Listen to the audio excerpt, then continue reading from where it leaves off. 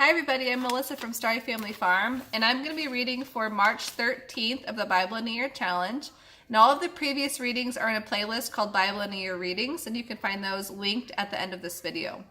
So for March 13th, we'll be reading from Deuteronomy 7 through 8, Psalms 31, and Luke 14.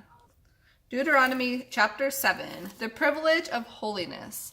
When the Lord your God brings you into the land you are about to enter and occupy, he will clear away many nations ahead of you: Hittites, Girgashites, Amorites, Canaanites, Perizzites, Hivites, and Jebusites.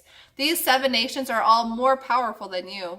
When the Lord your God hands these nations over to you and you conquer them, you must completely destroy them. Make no treaties with them and show them no mercy. Do not intermarry with them, and don't let your daughters and sons marry their sons and daughters. They will lead your young people away from me to worship other gods. Then the anger of the Lord will burn against you, and he will destroy you. Instead, you must break down their pagan altars and shatter their sacred pillars. Cut down their Asherah poles and burn their idols. For you are a holy people who belong to the Lord your God. Of all the people on earth, the Lord your God has chosen you to be his own special treasure.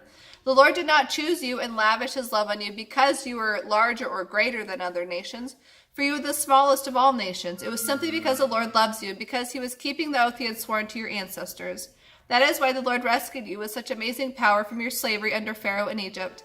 Understand, therefore, that the Lord your God is indeed God. He is the faithful God who keeps his covenant for 1,000 generations and constantly loves those who love him and obey his commands. But he does not hesitate to punish and destroy those who hate him. Therefore, obey all these commands, laws, and regulations I am giving you today. If you listen to these regulations and obey them faithfully, the Lord your God will keep his covenant of unfailing love with you, as he solemnly promised your ancestors. He will love you and bless you and make you into a great nation. He will give you many children and give fertility to your land and your animals. When you arrive in the land he swore to give your ancestors, you will have large crops of grain, grapes, and olives, and great herds of cattle, sheep, and goats. You will be blessed above all the nations of the earth.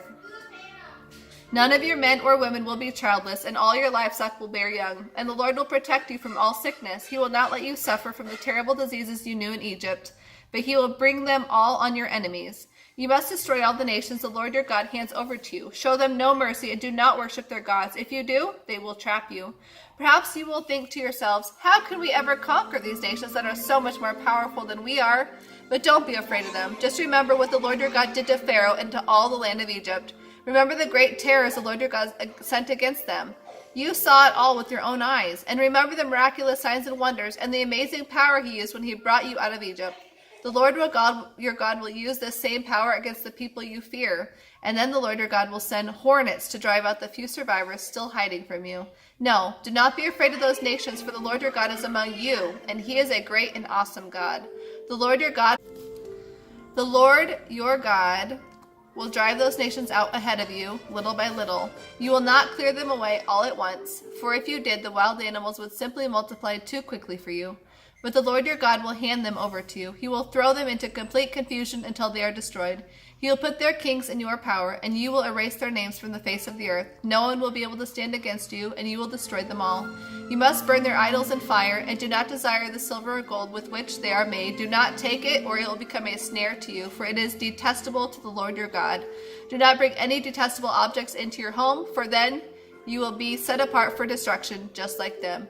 You must utterly detest such things, for they are set apart for destruction. Chapter 8. A call to remember and obey. Be careful to obey all the commands I am giving you today. Then you will live and multiply, and you will enter and occupy the land the Lord swore to give your ancestors. Remember how the Lord your God led you through the wilderness for 40 years, humbling you and testing you to prove your character, and to find out whether or not you would really obey his commands? Yes, he humbled you by letting you go hungry and then feeding you with manna, a food previously unknown to you and your ancestors. He did it to teach you that people need more than bread for their life. Real life comes by feeding on every word of the Lord. For all these 40 years, your clothes didn't wear out and your feet didn't blister or swell. So you should realize that just as a parent disciplines a child, the Lord your God disciplines you to help you.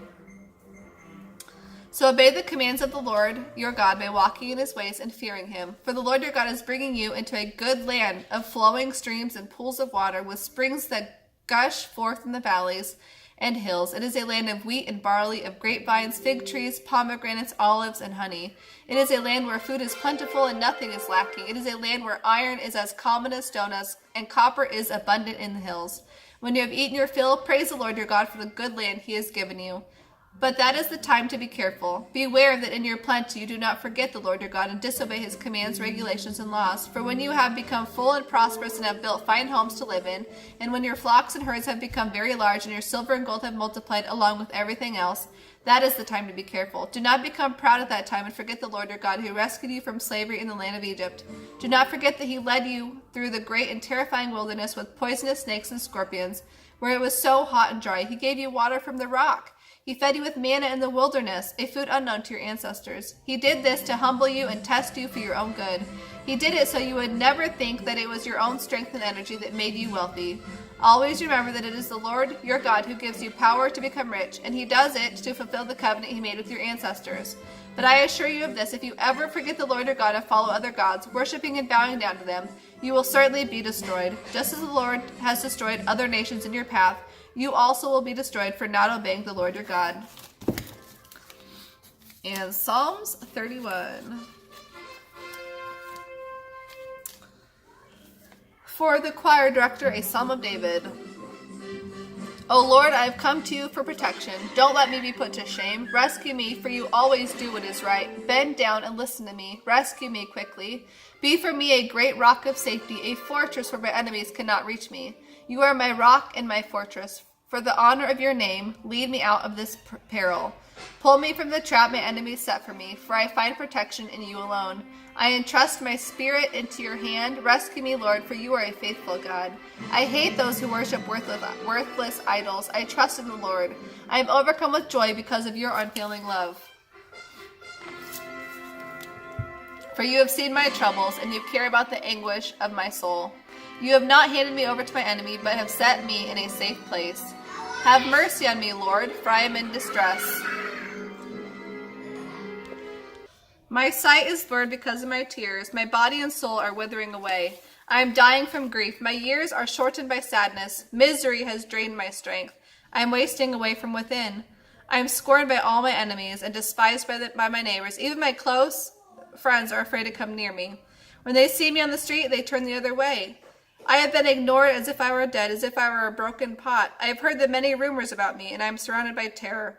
My enemies conspire against me, plotting to take my life. But I am trusting you, O Lord, saying, you are my God. My future is in your hands. Rescue me from those who hunt me down relentlessly.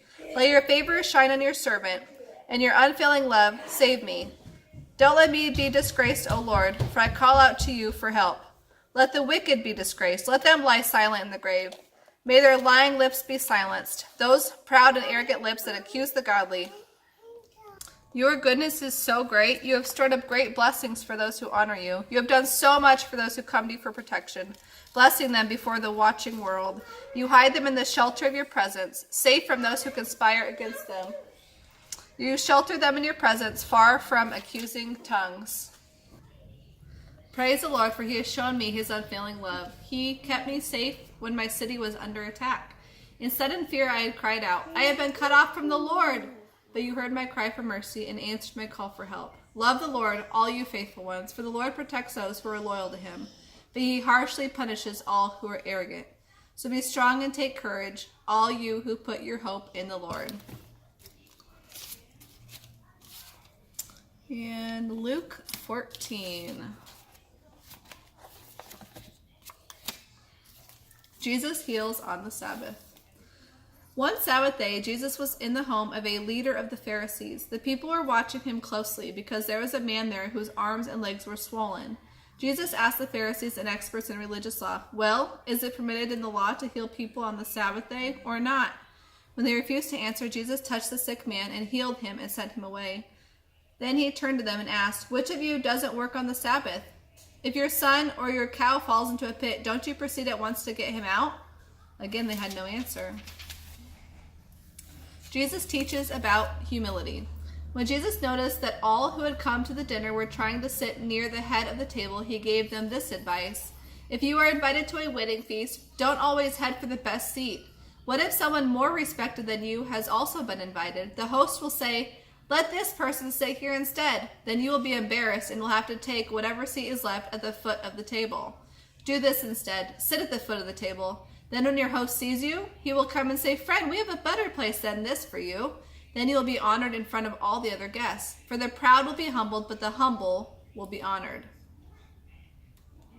Then he turned to his host. When you put on a luncheon or a dinner, he said, don't invite your friends, brothers, relatives, and rich neighbors, for they will repay you by inviting you back. Instead, invite the poor, the crippled, the lame, and the blind. Then, at the resurrection of the godly, God will reward you for inviting those who could not repay you. Story of the Great Feast. Hearing this, a man sitting at the table with Jesus exclaimed, what a privilege it would be to have a share in the kingdom of God. Jesus replied with this illustration. A man prepared a great feast and sent out many invitations. When all was ready, he sent his servant around to notify the guests that it was time for them to come. But they all began making excuses. One said he had just bought a field and wanted to inspect it, so he asked to be excused. Another said he had just bought 5 pair of oxen and wanted to try them out. Another had just been married, so he said he couldn't come.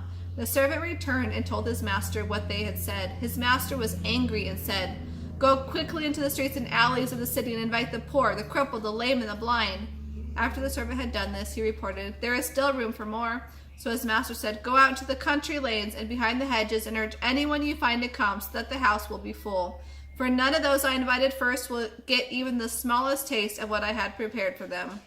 The cost of being a disciple.